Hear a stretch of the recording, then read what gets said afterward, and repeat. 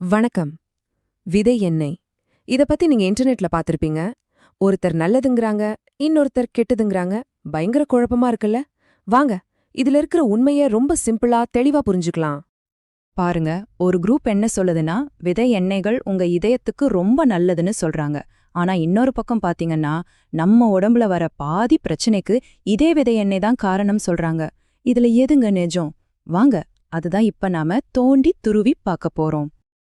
So இந்த மொத்த விவாதத்தோட centre point என்ன தெரியுமா? ஒமேகா 6 கொழுப்பு அமிலங்கள் தான். இங்க தான் ஒரு ஆச்சரியமான விஷயம் இருக்கு.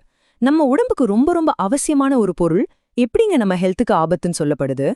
வாங்க, இதுக்கு பின்னாடி என்ன இருக்குன்னு பாப்போம். ஓகே, இத நாம புரிஞ்சுக்கணும்னா நம்ம உடம்புக்குள்ள நடக்கிற ஒரு பெரிய போராட்டத்தை பத்தி தெரிஞ்சுக்கணும். ஒரு சைடுல இன்ஃப்ளமேஷன், அதாவது அழற்சியை அதிகப்படுத்துற ஒமேகா 6. இன்னொரு சைடுல அதை அப்படியே சமாதானப்படுத்துற ஒமேகா 3. உண்மை என்னன்னா ரெண்டுமே நமக்கு தேவைதான். ஆனா அதோட சமநிலை, அந்த பேலன்ஸ், அதுதாங்க இங்க மேட்ரே. இப்ப பாருங்க, இந்த சூரியகாந்தி எண்ணெய், சோயாபீன்ஸ் எண்ணெய், நட்ஸ், இதுல இருக்கிற ஒமேகா 6 அது ஒன்னும் கெட்டது கிடையாது. நிஜமாவே நம்ம உடம்பு சரியா இயங்க அது தேவைதான். அப்போ எங்க தான் பிரச்சனை வருது? மீன், ஆளி விதைகள் மாதிரி ஒமேகா 3 இருக்கிற உணவுகளோட ஒப்பிடும்போது நம்ம சாப்பாட்டுல ஒமேகா 6ஓட அளவு பல மடங்கு அதிகமாகும் போதுதான் அந்த பேலன்ஸ் மொத்தமா தப்புது. நம்மளோட இந்த மாடர்ன் சாப்பாட்டு முறை இருக்கே, குறிப்பா இந்த பாக்கெட்ல வர ப்ராசஸ்ட் ஃபுட்ஸ், இதெல்லாம் இந்த பேலன்ஸை தலைகீழா மாத்திடுச்சு. இதனால என்ன ஆச்சு? ஒமேகா 6ஓட அளவு ராக்கெட் வேகத்துல ஏறி ஒமேகா 3ஓட அளவு ரொம்பவே குறைஞ்சிடுச்சு.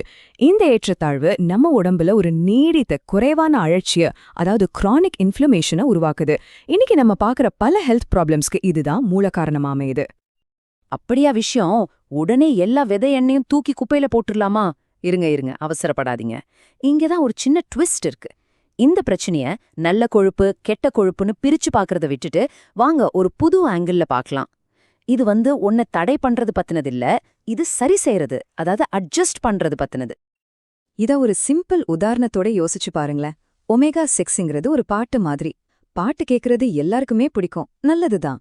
ஆனா அதே பாட்டோட சத்தம் காது கிளியற அளவுக்கு ரொம்ப அதிகமா இருந்தா என்ன பண்ணுவோம்? சிம்பிள், வால்யூமை குறைப்போம், கரெக்டா?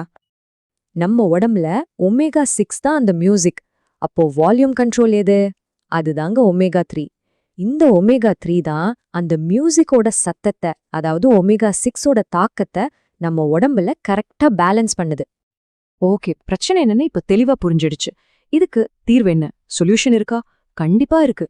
ஆச்சரியமான விஷயம் என்னன்னா அந்த தீர்வு ரொம்ப ரொம்ப சிம்பிள். யார் வேணாலும் அதை ஃபாலோ பண்ணலாம். ரெண்டு ஸ்டெப் தான். ஸ்டெப் 1, விதை எண்ணெய பார்த்து பயப்படுறத முதல்ல நிறுத்துங்க. அதெல்லாம் சாப்பிடவே கூடாதுன்னு ஒதுக்க தேவையில்ல. ஸ்டெப் 2, இதுதான் ரொம்ப முக்கியம். உங்க சாப்பாட்டுல ஒமேகா 3ய சேர்த்துக்கோங்க. வாரத்துக்கு 2 தடவை மீன் சாப்பிடுங்க. இல்லனா ஆளி விதைகள், வால்நட்ஸ்னு ஏதாவது ஒன்ன சேர்த்துக்கிட்டாலே போதும். பாருங்க, இது எதையோ குறைக்கிறது பத்தி இல்ல, இது பேலன்ஸ உருவாக்குறது பத்தினது. அப்போ இந்த விதை எண்ணெய் விவாதத்தோட மொத்த சாராம்சமே பேலன்ஸ் தான், பயம் கிடையாது. இப்போ நீங்க யோசிக்க வேண்டியது ஒன்னே ஒண்ணுதான். உங்க சாப்பாட்டுல இந்த ஒமேகா பேலன்ஸ கொண்டு வர இன்னையிலிருந்து நீங்க என்ன ஒரு சின்ன மாற்றத்தை செய்ய போறீங்க? யோசிங்க. ஏன்னா உங்க ஆரோக்கியம் உங்க கையில தான் இருக்கு.